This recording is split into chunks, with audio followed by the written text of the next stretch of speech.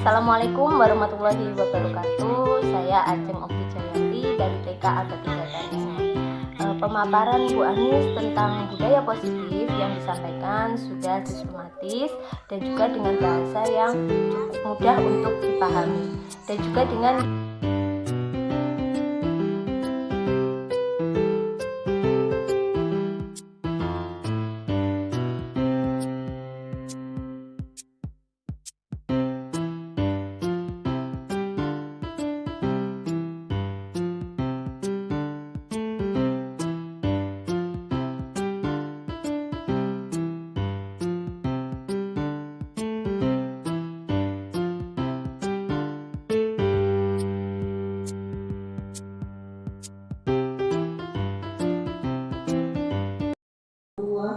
wabarakatuh. Waalaikumsalam warahmatullahi wabarakatuh. Selamat siang ibu-ibu semuanya. Gimana kabar hari ini? Alhamdulillah. Sehat ya? Amin.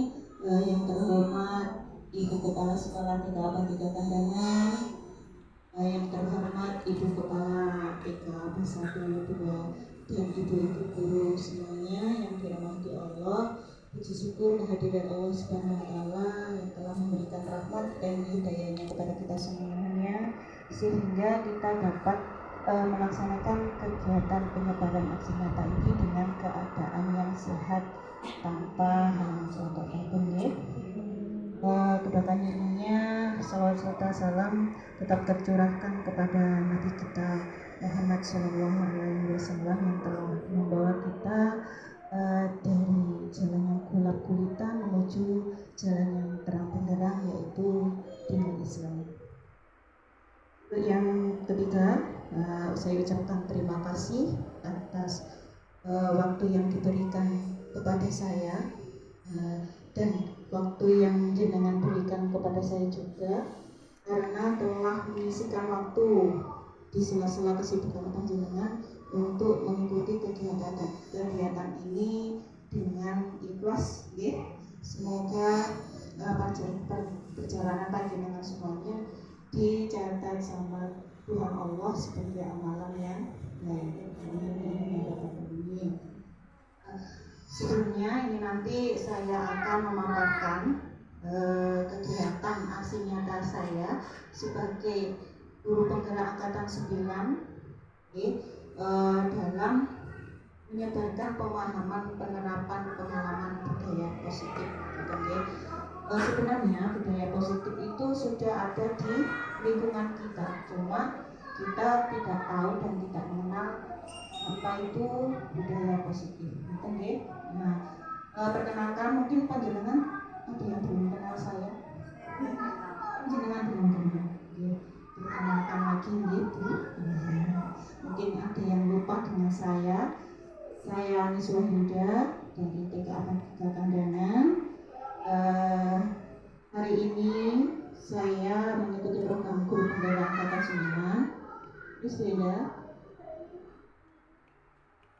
dengan dibimbing oleh pengajar praktik saya, yaitu Bapak Pujo Setio Aji. Beliaunya adalah kepala sekolah dari SDN Mangcu yang di atas itu. Kemudian fasilitator dari CGB Angkatan 9 Kabupaten Kediri, yaitu Bu Kristianingsih yang berasal dari Tuban, Jawa Tengah, mungkin dekat dengan rumah saya. Nah, ini sepeda. Oke. Untuk hari ini, konsep inti dari budaya positif yaitu perubahan paradigma belajar. Kemudian disiplin positif, nilai-nilai kebajikan, motivasi perilaku manusia, kemudian posisi kontrol guru, kebutuhan dasar manusia, keyakinan kelas, dan segitiga distribusi. Ini nanti yang akan kita bahas bersama-sama. Next ya. Untuk yang pertama yaitu pembelajaran dengan paradigma baru. Pembelajaran dengan paradigma baru merupakan pembelajaran yang dirancang berdasarkan prinsip pembelajaran berdiferensiasi sehingga para peserta dididik belajar sesuai kebutuhannya berdasarkan tahap perkembangan sesuai teori psikologi modern untuk mewujudkan profil pelajar Pancasila. Beda. Nah, ini konsepsi tentang teori kontrol. Nah, ini simpang siur ya, intinya simpang siur antara pemikiran dahulu dan sekarang. Dulu, teori kontrol yang dulu itu ilusi guru mengontrol murid. Nah, ibu-ibu yang ada di rumah juga guru loh, ya. Nah, guru terhadap anaknya sama. Kalau guru di sekolahan, kalau ibu di rumah sama nanti. Jadi ibu mengontrol murid. Nah, zaman dulu seperti itu. Anaknya harus sesuai dengan perintah ibunya, kadang seperti itu. Di sekolahan muridnya sesuai dengan keinginan atau perintah gurunya. Itu zaman dulu. Kemudian ilusi bahwa semua penguatan positif, efektif dan bermanfaat. Ilusi bahwa kritik dan membuat rasa bersalah mampu menguatkan karakter. Kadang kita menyalahkan anak, tujuan kita ben ngerti, ngoten ta Bu. Ben anak itu ben ngerti, diseneni, ngoten ya, dimarahin. Nah, kemudian ilusi bahwa orang dewasa berhak memaksa. Nah, ibu bapak, ibu guru mesti maksa kalau dulu. Mesti maksa anaknya, ayo manut sesuai dengan aturan, nanti kamu menjadi anak yang hebat, anak yang sukses seperti itu. Nah, beda. Itu pemikiran zaman dulu. Nah, sekarang mengubah paradigma stimulus respon ke pendekatan teori kontrol. Nah, yang namanya stimulus respon itu zaman dulu Bu, kita pikirannya zaman dulu realitas atau kebutuhan kita itu kita anggap sama. Tapi kalau menurut teori kontrol kebutuhannya tidak berbeda. Intinya pemikiran semua anak tidak sama, semuanya berbeda sesuai dengan kebutuhan. Semua orang melihat hal yang sama. Nah, kita melihat orang itu sama. Kalau podo anakku kudu koyo ae. Nah, seperti itu. Itu pemikiran sama. Kalau sekarang teori kontrolnya tidak berbeda. Jangan disamakan anak satu dengan anak yang lainnya karena berbeda. Mungkin bapak ibunya aja berbeda, gitu. Masa anak kita harus sama dengan anaknya tetangga? Sama. Kemudian kita coba mengubah orang yang berpandangan sama dengan kita. Nah, kalau dulu pandangan kita harus sama, sekarang tidak. Orang lain bisa mengontrol saya. Nah, misalnya pandangan bisa mengontrol saya dulu. Nah, sekarang tidak. Yang mengontrol saya adalah diri saya sendiri. Dengan lapar, masak nunggu tetangganya masak, betul nggak? Nah, kalau dengan lapar, bagaimana caranya biar tidak lapar? Dia masak sendiri, gitu. Nah, seperti itu. Dia bisa mengontrol orang lain tidak bisa mengontrol kita. Begitu. Pemaksaan ada pada tujuan yang gagal. Nah, kalau dulu mengenai maksa nih. Nah, kalau kita bujuk gagal, akhirnya dipaksa supaya anak itu nurut. Kemudian model berpikir menang atau kalah. Kalau dulu tidak manut, ya nggak baik. Terus manut karmu, nah, seperti itu. Kalau sekarang tidak. Anak manut nggak manut, dia punya sisi positif. Dia menang. Intinya positif. Tidak ada yang jelek. Betul? Next beda. Disiplin positif. Disiplin berasal dari kata disiplina yang artinya belajar. Disiplin mengacu pada disiplin diri yang memiliki tanggung jawab terhadap apa yang dilakukannya berdasarkan apa yang diyakini. Disiplin positif merupakan salah satu cara penerapan disiplin yang bertujuan untuk menumbuh kesadaran serta memperdayakan peserta didik tanpa imbalan penghargaan, ancaman atau hukuman. Nah, kalau kita menyuruh anak untuk disiplin, jangan sampai anak itu merasa aku tak kepingin baik dan dapat sesuatu dari ayah bunda. Nah, seperti itu. Aku tak mau sholat biar nanti saya dapat uang.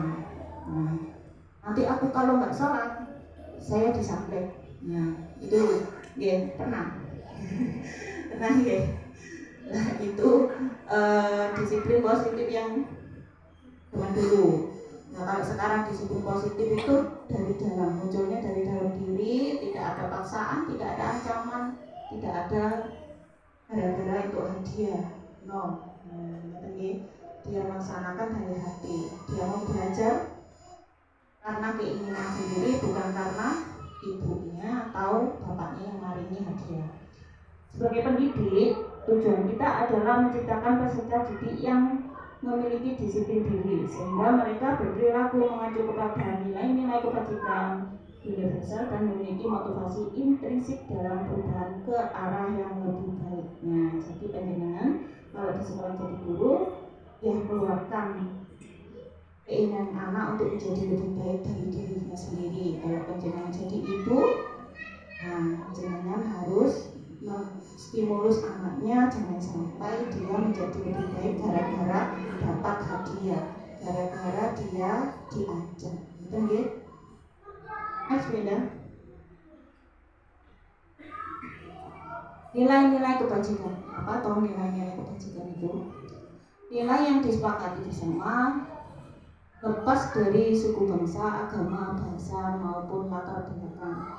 Jadi nilai-nilai yang tidak berpengaruh apapun, ya. Dalam profil pelajar Pancasila, contohnya yaitu beriman dan bertakwa kepada Tuhan Yang Maha Esa dan berakhlak mulia, kebinekaan global, gotong royong mandiri, bernalar kritis dan kreatif. Kalau secara life skill itu kebiasaan yang di rumah bilang dapat dipercaya, lurus hati, mendengar yang aktif, tidak mendengarkan orang lain, tidak merendahkan orang lain, memberikan yang terbaik dari dirinya. Kemudian untuk ibu itu secara keseluruhan, itu toleransi, rasa hormat, integrasi, mandiri, menghargai, empati, kreativitas, kerjasama, percaya diri dan komitmen. Itu adalah nilai-nilai kebajikan dari manusia. Yes. Nah, ini kebutuhan dasar. Kebutuhan dasar manusia. Semuanya punya kebutuhan dasar. Kira-kira panjenengan kebutuhan dasarnya nopo? Tidak pernah mendengar? Karena itu butuhnya apa sebagai manusia? Apa bu? Butuh makan, butuh minum, butuh dicintai, butuh bahagia. Iya. Kebutuhan dasar manusia adalah kebutuhan dasar yang sesuatu yang kita lakukan untuk mendapatkan apa yang kita inginkan. Seluruh tindakan yang kita lakukan memiliki tujuan tertentu dan semua usaha terbaik yang kita lakukan adalah dalam rangka agar kebutuhan dasar kita terpenuhi dengan baik. Next beda. Ini dia kebutuhan dasar kita, yaitu bertahan hidup. Bertahan hidup, biar bertahan hidup kita butuh makan. Biar tidak kedinginan kita butuh pakaian. Kita butuh tempat tinggal. Nah, untuk yang love, yang kasih sayang, berarti kita biar disayang orang lain, berarti kita harus diterima. Kalau tidak diterima, gimana kita dicintai? Itu ya, dipedulikan, berbagi, kerjasama menjadi bagian dari kelompok. Seperti ini. Dari kelompok ya, kayak tetangga sama tetangga, RT RW gitu. Terus penguasaan, kita butuh penguasaan, kita itu berkuasa. Seperti apa? Yaitu di sini harga diri, keinginan untuk dianggap memimpin, kayak Pak RW gitu. Itu kan penguasa, ya. Penguasa dalam hidup yang kecil, kalau kepala rumah tangga, seperti bapaknya. Itu juga dalam hidup kecil, penguasa butuh. Kemudian kita butuh kebebasan. Itu bebas mboten Bu? Apa panjenengan kayak burung dalam sangkar? Tidak nggih. Mandiri, mencoba hal baru, mampu mengendalikan arah dirinya dan memiliki apa benda itu nggak kelihatan, yang memiliki memiliki pilihan. Okay. Kemudian butuh selanjutnya itu kebutuhan senang, jangan butuh senang badan. Gitu. Nah, caranya senang bagaimana? Main, healing, ketawa, ngakak-ngakak. Iya, kalau nggak senang kan nggak bisa ketawa nih. Cucu. Seperti itu. Itulah kemudian dasar manusia. Apa saja Bu?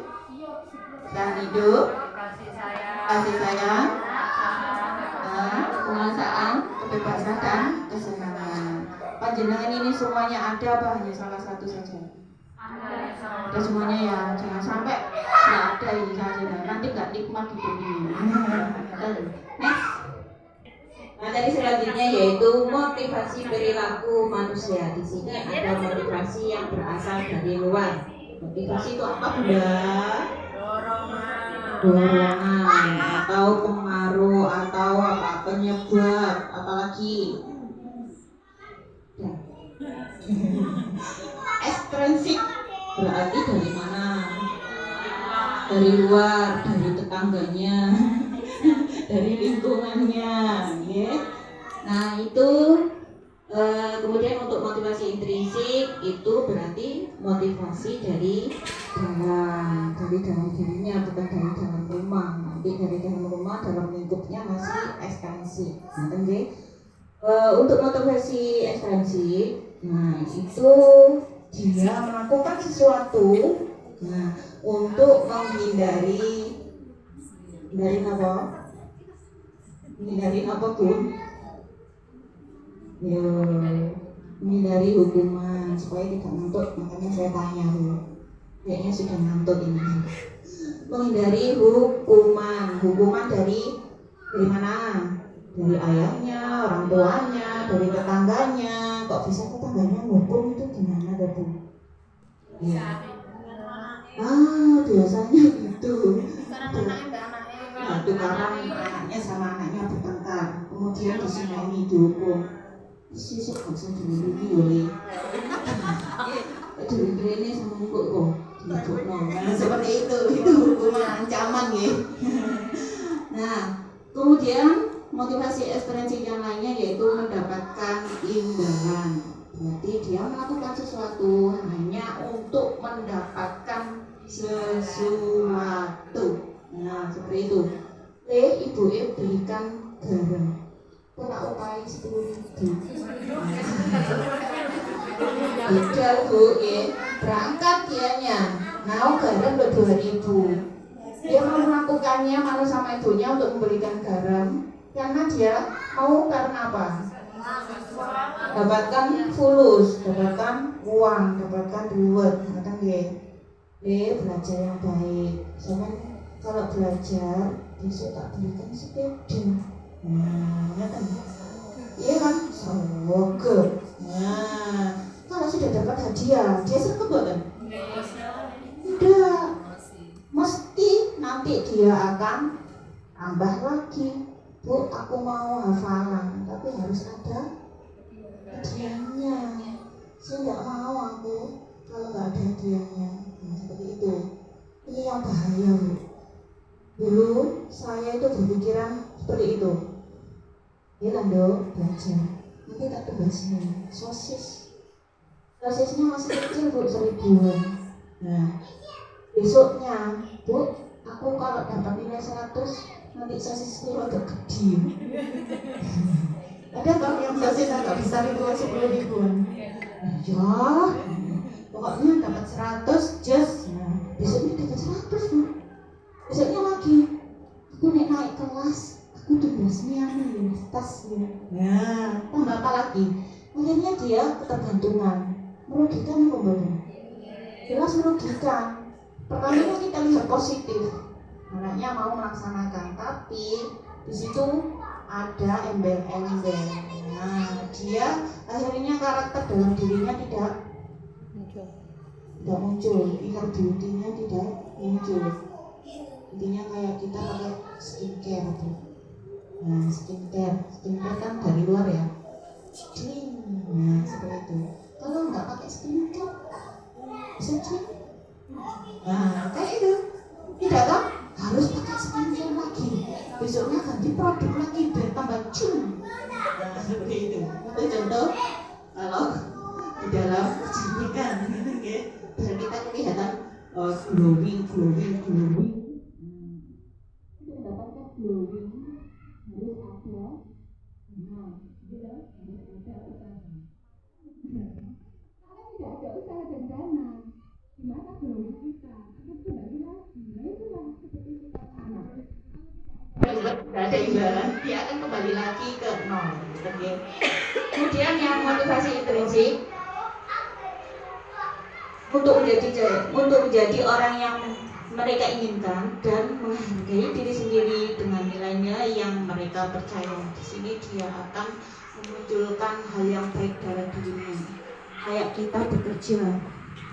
Nah, bekerja kalau ikhlas dari dalam hati. Misalnya panjenengan kumpulan yuk rukun sama tetangganya. Ayo rewang. Ngajak koncone, ayo rewang. Aku mesti disuruh selesai, ayo diparingi. Ya. Nah, itu. Nah, contohnya. Kalau istri sih tidak ada. Ayo rewang sakmengko. Sakmu dadi mari. Tergerak, hatinya tergerak. Nah, itulah contohnya kalau kita orang dewasa. Kalau orang anak-anak jelas nanti dia akan muncul buang sampah juga seperti itu. Kalau sampah nanti akan dia ambil, dia buang tanpa disuruh mamanya, tanpa disuruh bu guru. Mesti kalau sampah diambil, dibuang di tempat sampah, bukan dipindah, dibuang di belakangnya, tapi di tempat yang benar. Nah, itulah muncul nilai-nilai kebajikan secara benar. SW-nya. Nah, di sini dari motivasi itu ada tiga tindakan atau perilaku, yaitu hukuman, konsekuensi, dan restitusi. Kira-kira panjenengan sudah melaksanakan yang mana kalau di rumah atau di sekolah? Kalau ada masalah, ada yang hukuman, ada yang konsekuensi, ada yang restitusi. Bu, saya itu nggak tahu apa itu restitusi. Saya ngertinya hukuman dan konsekuensi. Kalau hukuman, anak itu atau pihak yang satu tidak tahu, dia akan mendapat sesuatu yang menyakitkan. Gara-garai apalagi itu diri temani kan, menghilangkan barang. Dia kan tidak tahu, tiba-tiba langsung dimaki, disamblek, gitu. Terus apa lagi? Dijiwit.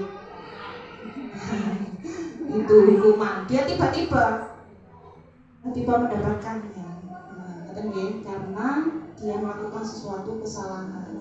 Biasanya berupa hukuman fisik atau hukuman verbal. Hukuman verbal itu kayak nyeneni, seperti itu ya, maki-maki. Kemudian yang konsekuensi itu anak-anak tahu. Soalnya kalau dia nanti tidak ngaji, dia tidak akan bisa ke halaman berikutnya misalnya. Nah, itu dia tahu konsekuensinya. Dia akan mengulang halaman berikutnya. Gitu, dibaca lagi. Misalnya kalau anaknya mengaji bab 1. Bab 1 itu dia tidak lulus. Nah, dia akan mengulanginya lagi.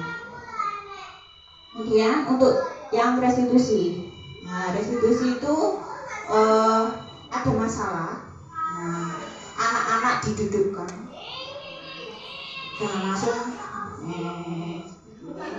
langsung lock. Nah, seperti itu. Anaknya didudukkan. Anak lele, tidak ini tadi siapa yang menumpahkan makanan ini? Oh, Bu. Loh, nah, kok iso tadi kok bisa tumpah? Soalnya aku mau loh Bu, apa loh jenengan jupo. Nah, gitu. Oh, mau ya jalanan. Guru-guru yang temanmu ditunggu di luar. Enggak Bu. Nah terus, lah yang tumpah ini gimana? Supaya bersih gimana? Dibersihkan Bu. Lah kamu bisa nggak membersihkan? Oh bisa Bu. Nah akhirnya dia dengan sendirinya membersihkan. Enaknya mana Bu? Jenengan langsung, ya Allah Le. Tadi tuh Pelatihannya. iya kan? Astagfirullahaladzim. Itu boleh ayahmu itu tadi. Iya kan? Akhirnya anaknya dimarahin gara-gara juga. Iya dah. Kalau itu sih enggak Bu. Nah, anaknya ditanya dengan baik-baik. Biasanya ibunya yang seperti ini atau bu guru yang seperti ini jarang sekali. Iya, kalau mau diajak sudah kok. Sudah pergi. Seperti itu ditanya, ya Allah Le, ini kok mainannya masih berserakan. Kira-kira ini siapa ini? Oh, Bu Guru, saya Bu Guru. Ayo, supaya bersih dihatakan, dirapikan. Dia merapikan sendiri. Besok gimana kalau mainannya masih segini? Ya dirapikan Bu, ditaruh sana. Pasti anak seperti itu. Nah, panjenengan kalau di rumah juga diterapkan. Insyaallah nanti anaknya akan muncul karakter-karakter yang baik. Kita juga sama-sama hanya belajar. Betul ya? Ya, dia tidak ngatur. Nah, kita pakai dodol dulu ya Bu. Mana semangatmu? Ya mungkin mana yo masalah asing. Iya. Apa semangat?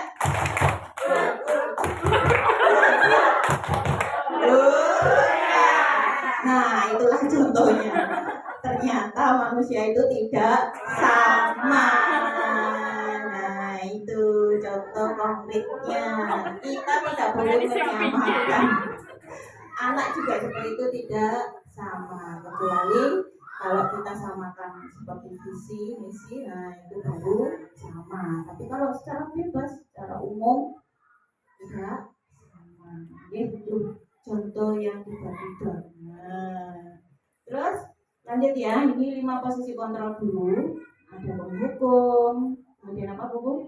Merasa bersalah, tenang, mantau, manajemen. Nah, panjenengan tidak ada di posisi mana? Semua. Ada yang utama itu pembuku. Oh, yang utama itu penghukum. Sekarang mulai insaf, ya. Sebelum ada cerita di Indonesia, kita harus insaf. Insaf diri, astagfirullahaladzim. Nah, hari ini pulang ke rumah insaf. Mudah-mudahan ingat selalu diingat. Yang pertama yaitu posisi penghukum. Di sini guru atau ibu yang ada di rumah itu sukanya marah-marah, iya kan? Suka marah-marah. Akibatnya apa tuh anak? Terhadap anak kalau panjenengan jadi posisi kontrol penghukum? Berontak. Untar. Bungkus satu. Apa lagi? Ya, dia akan menjadi pemberontak, pemarah. Ikuti Bu.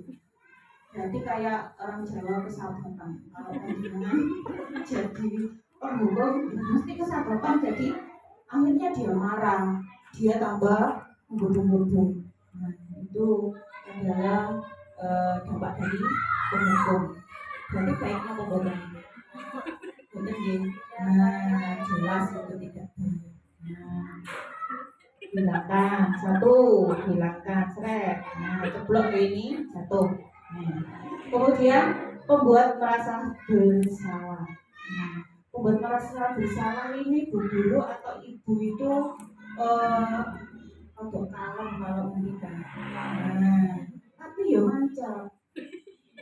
Gitu. Ya, dia itu merasa bersalah. Dan anak itu,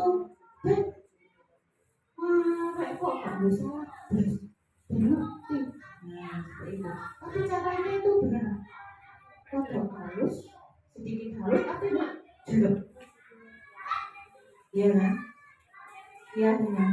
Lele, sama nggak misalnya ibu ibu itu wis dari pagi lo masak, dari isuk sampai sore, tidur nggak gerak, tidur nggak mau, kok ditublek? Gimana? Dia malas bersalah. Ya betul. Oh iya ya, itu tadi orang masak ibu. Itu kan lagi. Dia itu hanya tidak sekali kalau merasa bersalah. Terus dieling terus. Akhirnya dia tertekan, kayak ditekan. Gitu. Sana lagi ganti maaf, aja itu bener. Nah kemarin diingatkan lagi, ya kan? Terus besoknya lagi makan lagi, belum sampai dimakan. Ganti maaf, halo, itu tadi itu dia orangnya. Nah, dia diingatkan lagi. Nah, kayak itu ditekan. Akibatnya apa? Kalau dipres terus. Nah, dia itu benar dia bu, muncul kayak gini. Dan habis itu dia akan, ini malah berbahaya. Kalau dia merasa depres, dia akan masuk kamar, nutup, dia pikir, ya Allah, aku bolak-balik disalahkan ibuku. Iya, padahal itu kandung. Ya, aku lagi-lagi disalahkan bu guru. Belum aja ngambil mainan atau ngerjakan itu, kerjakan dengan dicoret-coret. Besoknya dan dicoret-coret ini. Dulu rasa akhirnya dia akan tertekan, malah berbahaya. Dia akan mengeluarkan emosi ketekanannya itu dengan cara-cara yang negatif. Dia sampai bunuh diri, dia sampai stres, dia sampai kadang anaknya bingung. Kenapa anak ini dengan gulung jalan ke sana, dia sudah kayak gini-gini. Nah, itu tandanya panjenengan kalau di rumah atau di sekolahan membuat merasa bersalah anak. Jadi itu. Nanti pulang ke rumah atau besoknya lihat anak-anak yang kalau disuruh, padahal kita hanya menyuruh, tidak menuduh loh, hanya menyuruh. Karena dia selalu dipres, selalu ditekan, dibuat merasa bersalah. Dia akhirnya kayak orang bingung. Dia sebenarnya pinter. Ya, dia seharusnya anaknya manor, pinter. Tapi kayak orang bingung. Apakah kesana atau tidak jadi. Kayak ambil posisi yang manajer, ya. Mengeluarkan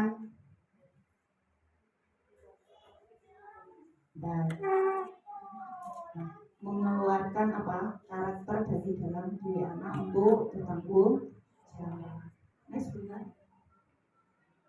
Nah, di sini ada kata-kata. Nanti panjenengan menebak. Kira-kira posisi apa saja? Masih ingat posisi apa? Penghulu, manajer, teman, pemantau, membuat merasa bersalah. Nah, di sini ada kata-katanya. Kata yang pertama ada itu, ada itu. Kamu tidak pernah benar melakukannya. Barang-barang gak benar. Nah, kira-kira posisi apa? Rasa bersalah, hukum, barang-barang gak benar. Ya, tertekan akhirnya ya. Ono salah, ono salah. Belum merasa salah. Kemudian di sini ada lagi, apa rencanamu untuk menyelesaikan ini? Enak orangnya, kok morat marit? Apa rencananya sampean biar nggak morat marit? Itu posisi apa bu? Manajer, pinter. Baru sehari, belum sehari ya kita sekolah lulus nanti. Kemudian, ayolah lakukan demi bapak ibu ya. Yang tole Bima. Itu sedih loh Kak Bima. Posisi nonton. Membuat merasa bersalah. Dia akan merasa disalahkan, tapi secara halus, secara terus menerus. Ingat, untuk membuat merasa bersalah ini nanti dampaknya sangat tidak baik. Anak bisa sangat mengeluarkan emosinya dengan tiba-tiba seperti yang tidak baik. Ya. Nah, di sini ada kata, kamu tidak pernah mendapatkan nilai jika tidak mengerjakan tugas. Ini posisi nopo. Dia dihukum sama gurunya. Kalau tidak mengerjakan tugas, dia akan tidak mendapatkan nilai. Terus kamu kalau tidak masuk nggak dapat rapot, seperti itu loh, nggak naik kelas.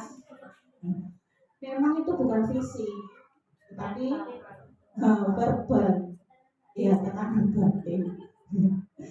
Oke, untuk ini lagi, saya kecewa sekali dengan kamu.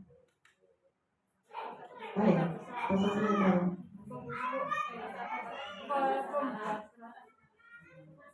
apa? Saya kecewa sekali dengan Anda. Itu kecewa nih, sulit nih. Merasa bersalah. Dia merasa dikecewakan dan mengecewakan terus-terusan nanti. Oke, sudah paham ya? 5 posisi kontrol yang harus dilakukan. Yang tidak baik apa tadi? Hukum itu paling tidak ideal. Yang paling ideal adalah posisi manajer. Terus, nah, materi selanjutnya yaitu keyakinan kelas. Nah, keyakinan kelas itu berarti keyakinan yang dilakukan di kelas atau di sekolahan. Kalau keyakinan di rumah, di rumah. Nah, kira-kira keyakinan ini bisa nggak dilaksanakan di rumah? Bisa. Nah, kan di belakangnya ada kelas, ada rumah, di mana itu tempatnya. Kalau kali ini kita bahas keyakinan di kelas. Mengapa keyakinan kelas kok bukan peraturan kelas? Ya, mungkin ada yang berpendapat kenapa kok keyakinan kelas bukan peraturan kelas? Peraturan kelas kalau dulu, sekarang berubah keyakinan kelas. Kenapa? Enaknya ayamnya diapakan ya? Goreng. Bu, diambil aja deh glok. Boleh nggak itu? Ya boleh. Nah itu nanti ada peraturan. Jadi saya kalau kita mau belajar tentang ayam, nah buat keyakinan. Nanti ayamnya nggak usah dicekel ya, nggak usah dipegang. Ayamnya nggak usah dioplak-oplak. Nah harus diberi makan seperti itu keyakinannya. Oh, memberi makan ayam, mengelus ayam. Nah, jangan sampai kata-kata negatif ya, yang tidak jangan itu hilangkan. Nanti anak akan mindsetnya di situ dan dari dalam. Oke, Bu Eda. Nah, pembentukan keyakinan kelas. Nah, kayak kesepakatan ini harus dibentuk. Nah, dengan cara ini bagaimana? Bersifat abstrak. Kalau mau keyakinan yang tertulis itu harus nyata. Jangan dalam angan-angan sudah ditulis, nggak mungkin dijangkau, nggak bisa dilaksanakan. Kemudian berupa pernyataan universal. Universal itu apa? Umum. Terus dibuat dalam pernyataan positif. Nah, itu tidak boleh ada kata tidak boleh. Nah, misalnya tidak boleh menjongkrokkan teman. Akhirnya apa? Dia maksudnya ke mendorong. Nah, diganti apa enaknya, Bu? Menyayangi teman, berukul dengan teman. Terus apalagi? Saling menyayangi. Terus ada lagi misalnya tidak boleh makan. Ganti apa, Bu? Itu kan negatif. Apa? Nah, benar Bu ini. Makan pada waktunya atau nanti ada waktu sendiri untuk makan. Nah, dilarang ngobrol. Boleh nggak dilarang? Nggak boleh ya. Ganti apa ini? Nah, tenang dulu. Harap tenang. Lagi. Harus diam. Diganti mendengarkan orang yang sedang berbicara. Seperti itu, jangan ada dilarang ngobrol. Itu no sekarang. Nanti dampaknya ke mindset anak-anak. Belum bisa membedakan kadang itu kata-kata tidak. Di rumah juga gitu. Sholat biasanya dilarang mengobrol. Nah, berarti menghormati orang yang sedang salat. Itu kan otomatis nggak berbicara, nggak keluyuran. Nah, itu kan. Sesuai dengan kondisi kelas dan sekolah sehingga mudah diterapkan. Nah, kalau jenengan di rumah ya sesuai dengan rumahnya panjenengan. Kalau bukan di kelasnya sampean, tetapi nanti membuat keyakinan kelas yang dicetak jadi, biasanya beli itu yang sudah ada itu loh. Nah, itu kan ada yang tidak sesuai dengan kelas kita. Itu jangan, ya. Mulai sekarang kita buat sendiri, kita tulis, kita print, kita sepakati bersama anak-anak, bersama guru, bersama kalau sekolah. Kalau di rumah ya bersama anaknya, bersama ibunya, bersama ayahnya, ya. Kalau ayahnya merokok gimana, Bu? Masa ditulis dilarang merokok? Nah, merokok di luar rumah. Nah, itu.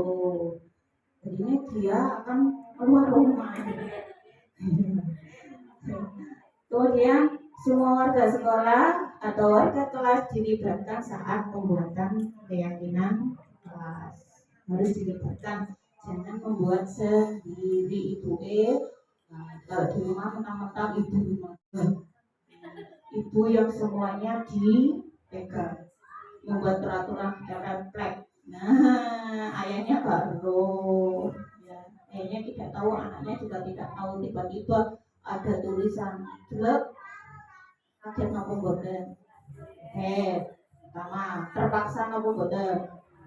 Terpaksa jelas karena tidak disepakati bersama. Kalau bersama kan enak, seperti kita rapat, enaknya besok kita pergi kemana, di sana kita kemana saja, nah gitu. Ya kalau sampai tiba-tiba ikut, nah terus ke tempat tujuan, wah kok kesini, terpaksa bukan? Terpaksa kan? Ya tetap ikut, tapi ada ujung-ujungnya gerundel, terpaksa. Bentar, dulu. Next beda. Materi selanjutnya adalah segitiga distribusi. Nah, biasanya dilambangkan dengan segitiga. Kenapa kok segitiga? Kota aja. Karena di situ mengandung nilai yang saling berhubungan dengan 3 langkah. Langkah kalau ada masalah, masalah itu gak mulut kayak lingkaran. Biar mengerucut dan cepat selesai tujuannya itu. Kalau itu bukan segitiga tapi lingkaran ke situ siapa ada ujungnya, dia akan berputar. Nah, ini dibuat dengan segitiga restitusi, yaitu jika ada masalah. Nah, nanti agak ke atas beda. Nih, di sini kalau ada masalah, anak-anak distabilkan dulu. Nah, intinya distabilkan itu gimana? Nah, misalnya tadi anak yang sudah numpahkan makanan. Nah, numpahkan makanan, jenengan sudah masak, dibawa ke sekolahan, misalnya tidak dimakan. Di rumah ditubruk. Ditubruk tuh kita harus tahu kenapa harus ditubruk. Tumpahkan itu kenapa? Nah, itu ditanya pelan-pelan. Wala, Masya Allah, anakku ganteng cantik. Itu kok tumpah, dok? Ini ngopo? Seperti itu. Nah, dok, dulu sih. Ambil cicil.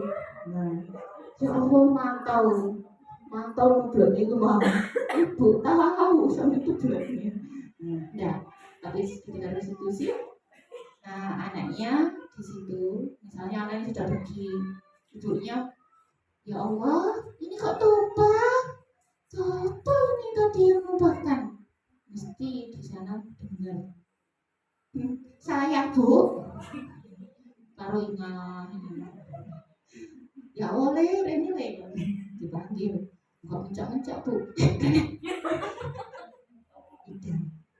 Ya, segitiga restitusi itu kayak kalau ada tahapannya. Sini, oh ya Allah, tumpah nih. Mas apa sih numpahnya? Pulau Bu.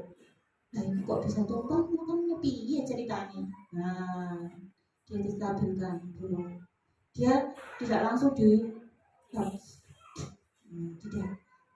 Tapi kayak kita pengacara. Nah, dikuik masalahnya apa terlihatnya apa. Mengorek permasalahan di integrasi. Tapi integrasinya lembut ditanya. Nah, pulau Bu yang numpahkan, kok bisa tumpah ini mau piye? Sama kok bisa tumpah ini mau? Soalnya mau Bu, sudah jelek. Jalanan. Ibu buatan tidak sengaja saya senggol. Oh gitu. Nah, kalau sudah tahu gini, kemarin kesepakatan di rumah apa kalau kotor? Ya bahkan bersihkan Bu. Senin sakit bersihkan. Sakit Bu. Ayo bersihkan ya. Nah, akhirnya apa? Anaknya membersihkan sendiri, ya kan, dari dalam. Dia menyelesaikan sendiri tanpa tertekan. Sih. Nah, seperti itu. Nah, deh, saya juga pernah bersih. Ya Allah. Isi, baru tidak jalanan. Nah, bersih dulu. Tapi kalau sudah, ya jalanan. Oh, boy. Nanti anaknya juga akan oleng. Tapi kalau segitiga restitusi, nanti ada stabil, kemudian divalidasi apa benar dia yang melakukan. Nah, kayak gitu ya. Terus kemudian ditanya gimana caranya agar diselesaikan, agar kembali baik sesuai dengan asalnya tadi. Nah, seperti itu. Berarti nyuruh anak tanpa ancaman, tanpa hukuman atau tanpa reward atau paksaan. Oke? Lanjut Bu Ina. Materi selanjutnya yaitu segitiga restitusi. Nah, ada tahapan. Dapat tahapan tadi Bu? 3. Namanya segitiga, tahapannya juga 3 dalam menyelesaikan apa? Masalah. Yang pertama, menstabilkan identitas. Nah, kalau bahasa Jawanya anaknya ditenangkan dulu. Oke. Berdasarkan prinsip pembuat kesalahan adalah bagian dari proses pembelajaran.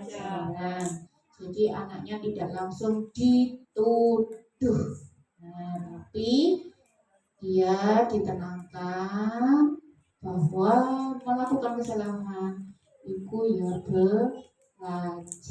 Apa itu Pak? Nah seperti itu. Nah di sini ada kata-katanya. Kalau panjenengan bingung nanti stabilkan identitas nanti pemicunya apa ya pemati kata-katanya supaya anakku ini tidak menjadi tidak menjadi bertanggung jawab, misalnya harus bertanggung jawab.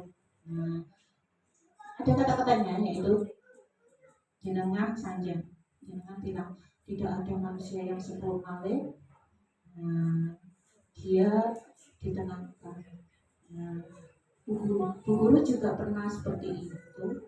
Nah, ibu ya pernah nah, bapak ya pernah mengunggah-unggah kayak kono. Dia kayak dibuat percaya diri dulu, nggak melakukan kesalahan, nggak langsung dituduh. Nah, kemudian ini ibu bapak tidak mau mencari siapa yang salah. Nah, tapi bapak ibu ingin mencari solusi dari masalah ini buat anak yang sudah agak ngerti tuh. Kalau anak TK tidak ngalar gitu. Kata-katanya harus yang simple. Nah, simple. Oh, Bu guru ya pernah kayak ini. Nah, seperti itu. Ibu enggak pernah enggak seperti itu. Naik seperti itu. Ibu juga pernah jatuh, menumpahkan air, memecahkan gelas. Nah, seperti itu. Kayak bolong gitu ya. Berarti pengalaman-pengalaman yang dulu itu kayak dituangkan ke anak itu. Oh iya, baik ibu saya juga pernah melakukan seperti itu, dia merasa ditemani melakukan kesalahan. Ya. Kemudian kamu berhak merasa begitu. Nah, kamu berhak ya seperti itu. Nah, itu kalau sudah SMP tuh, kalau anak TK belum belum paham. Next beda. Hai. Langkah yang kedua yaitu setelah menstabilkan identitas, kita harus memvalidasi tindakan yang dilakukan anak itu, kesalahan yang dilakukan anak, mencari penyebab kenapa dia melakukan itu. Nah itu namanya validasi.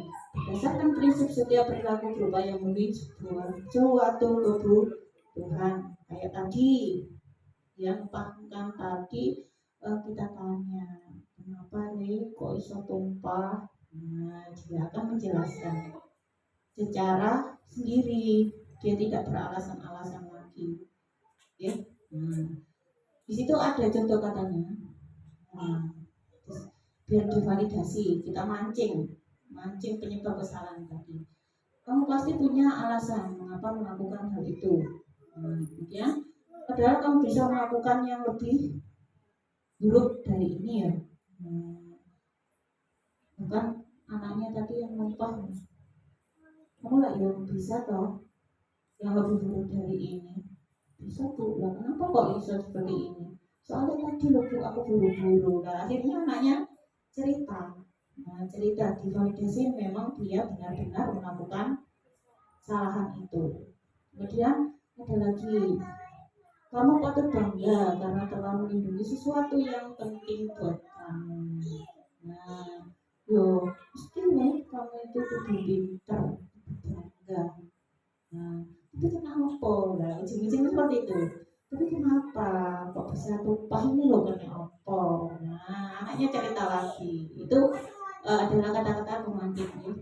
Kemudian kamu melakukannya karena mempertahankan sesuatu yang penting bagimu. Ini kata-katanya yang sudah agak atas ya untuk anak-anak yang dewasa, agak SMP gitu ya. Kalau anak-anak yang masih dekat belum paham.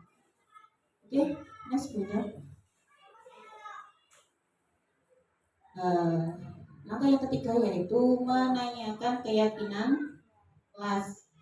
Berdasarkan prinsip teori kontrol bahwa pada dasarnya kita termotivasi secara intrinsik. Nah tadi sudah dikabulkan, sudah divalidasi.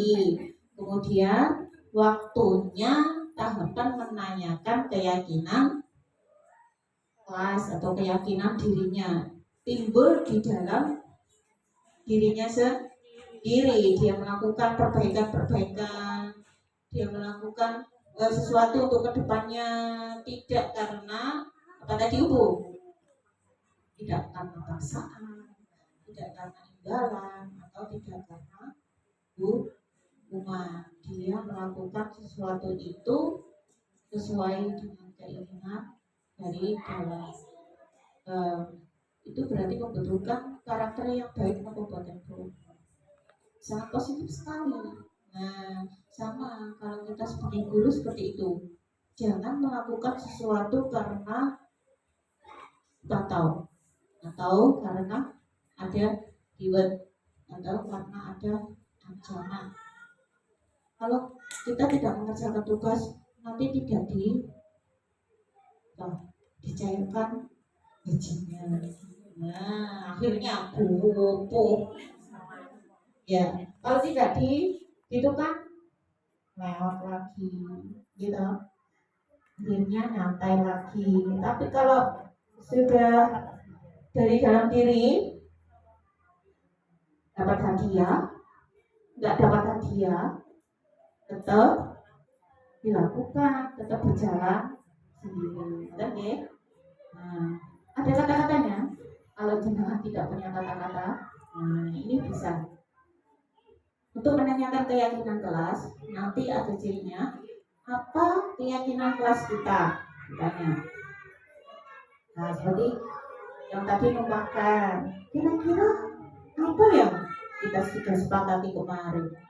Kalau kotor, dibersihkan Bu Guru. Nah, akhirnya anaknya, oh begitu, coba. Kamu bisa enggak? Akhirnya bisa Bu Guru, tak bersihkan. Nah, untuk kedepannya gimana? Nah, dilanjutkan lagi. Untuk kedepannya dia akan mencari solusi.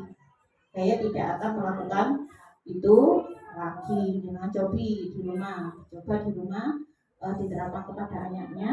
Nanti kalau anaknya sudah sukses, ditularkan ke tetangganya. Kemudian ada kata lagi. Nilai-nilai apa yang kita sepakati bersama. Nah itu ditunjukkan lagi apa yang sudah disepakati kita tanyakan lagi di situ supaya anaknya timbul tanggung jawab. Terus seperti apa gambaran sebuah kelas yang ideal? Nah kira-kira seperti apa ya supaya kelas kita menjadi bagus. Nah kayak kalau BTKG biar bersih Bu Guru ya dibersihkan. Nah akhirnya kan gitu dia timbul, oh ya kalau gitu diapakan, dibersihkan Bu Guru. Nah akhirnya bersihkan. Terus ada lagi, kamu ingin menjadi orang seperti apa? Nah ditanyakan. Kalau sudah diacak-acak tadi, nah kira-kira sama pengen jadi orang seperti apa? Ibu pengen jadi orang yang rapi. Nah kalau rapi berarti mainannya diapakan? Nah itu harus ada kata-kata pemantik dan terus untuk memancing anak untuk melakukan tanggung jawab. Nah, masih ingat ya?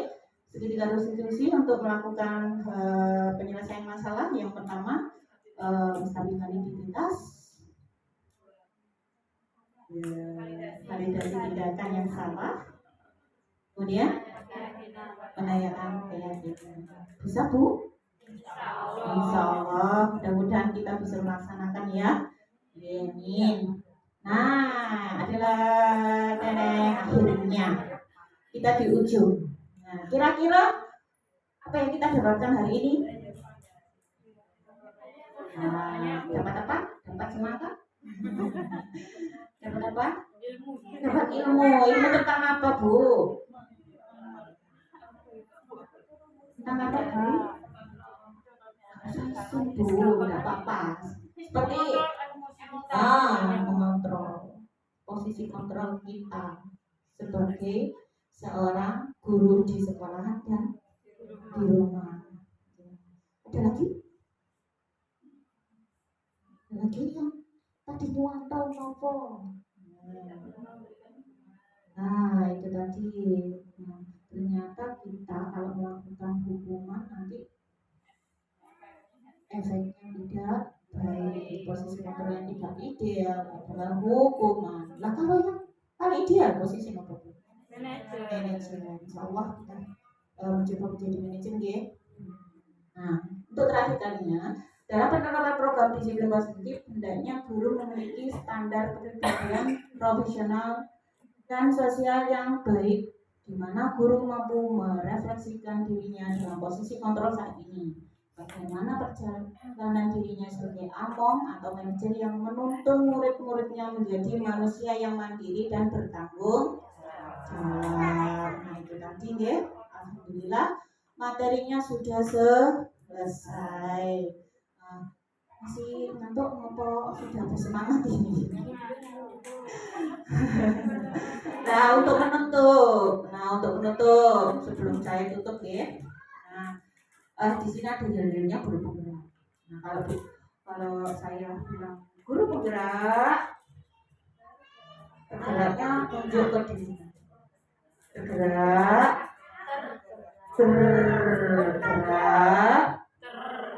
menggerakkan. Ayo, bisa kalau ayo. Guru bergerak, tergerak, bergerak, menggerakkan. Nah itu kita sebagai guru harus tergerak dari dalam dirinya. Kemudian harus bergerak. Kalau sudah tergerak harus bergerak. Tidak boleh diam di tempat. Nanti bisa maju atau tidak kalau berdiam di tempat? Tidak. Kemudian kalau sudah tergerak, bergerak, kemudian menggerakkan apa? Ketok tulang ke yang lainnya. Nanti mudah-mudahan ilmu yang hari ini jenengan dapatkan bisa disampaikan ke yang lain, dibagikan ke yang lain. Oh tibanya, oh ternyata menghukum itu salah, gitu. Memberi hadiah juga salah. Itu saja yang saya sampaikan. Saya ucapkan terima kasih yang sebanyak-banyaknya. Nanti kalau ada kesempatan lagi kita lanjut. Setuju? Sebelum kita tutup, kita mengucapkan alhamdulillahirabbil alamin. Kita tutup dengan doa sedikit. Subhanallahumma wa bihamdika asyhadu an la ilaha illa anta astaghfiruka wa atubu ilaik. Terima kasih benar-benar. Assalamualaikum warahmatullahi wabarakatuh. Waalaikumsalam warahmatullahi wabarakatuh.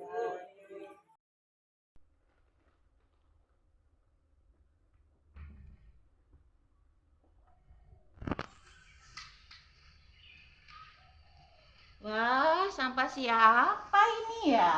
Sampah Adila. Bu guru juga pernah ini meninggalkan sampah seperti ini dulu waktu kecil.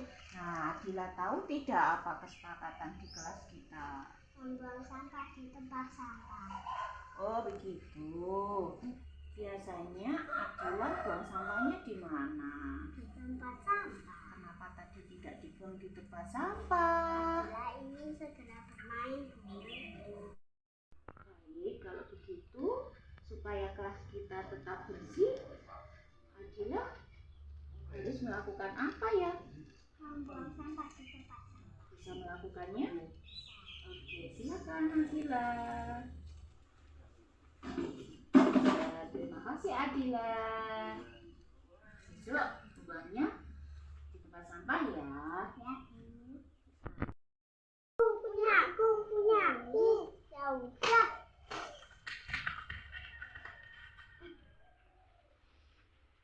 Kenapa Mas Agi kok cemberut? Itu Adila. Kenapa? Saya mau Apa? mainan. Mau mainan itu, Seka. Tahu tidak apa kesepakatan kelas kita? Nah, berbagi kan? Nah, Bu Guru pernah seperti itu rebutan mainan. Nah, sekarang Mas Age, kenapa tadi kok rebutan mainan sama Mbak Adila? Saya mau mainan yang itu. Mau mainan yang itu juga. Nah, sekarang Mas Age kepingin tidak supaya sama temannya tidak bertengkar lagi. Ya, nah apa yang harus Mas Age lakukan supaya tidak bertengkar? Apa yang harus dilakukan?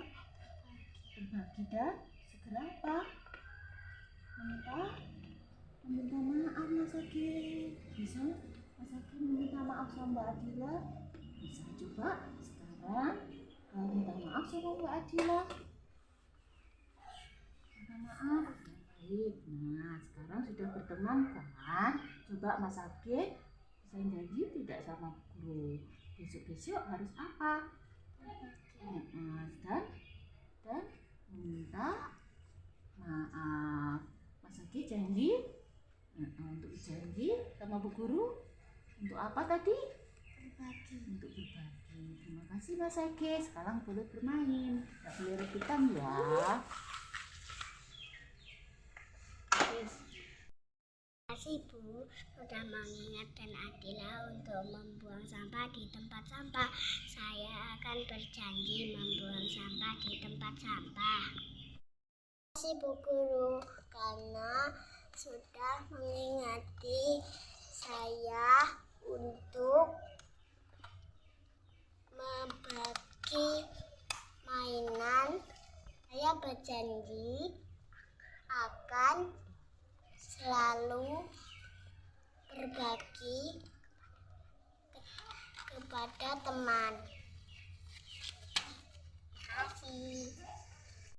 Assalamualaikum warahmatullahi wabarakatuh. Saya Ajeng Okti Jayanti dari TK Abadi Untuk penyampaian yang sudah disampaikan Pemaparan oleh Bu Anis tentang budaya menurut positif saya yang sudah disampaikan sudah Di situ sistematis kata-kata dan yang juga dipakai dengan oleh bahasa Bu yang Anis mudah saya mudah pahami untuk dipahami dan juga mudah dengan saya diberikan mengerti. contoh-contoh yang Demikian, ada di terima lingkungan kasih. sekitar dan itu Wassalamualaikum membuat warahmatullahi saya menjadi wabarakatuh. lebih mengerti tentang apa itu budaya Assalamualaikum positif. warahmatullahi Terima kasih. wabarakatuh. Saya Wassalamualaikum Nurhanisa dari TK warahmatullahi Abadi Jayanti. wabarakatuh. Untuk penyampaian yang sudah